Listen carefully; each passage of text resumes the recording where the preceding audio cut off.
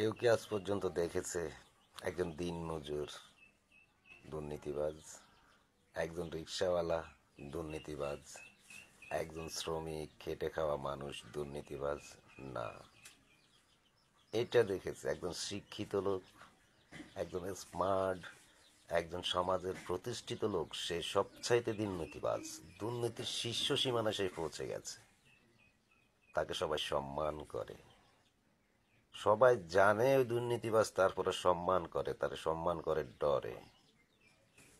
শিক্ষা জাতির মেরুদণ্ড হতে পারে না, এরকম শিক্ষা কেউ জাতির মেরুদণ্ড হতে পারে না। মেরুদণ্ড ওইটাই যার বিবেক অ্যাকুরেটলি কাজ করে মানুষের মতো। শিক্ষাকে আমরা মেরুদণ্ড বলি, আর ওই শিক্ষিত লোকগুলোই শিক্ষার মেরুদণ্ড ভেঙে ভেঙে চুরমার করে দিছে।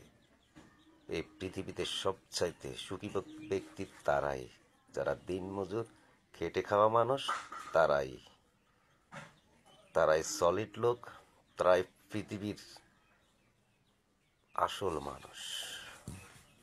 বেশিরভাগ 80% থেকে 90% লোক দুর্নীতিবাজ, তারা শিক্ষিত লোক।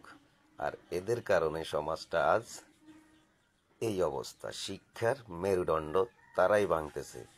শিক্ষিত লোক বলতে এখন আছে নামে, কামে না। কথাগুলো তিতা লাগলো সত্যি।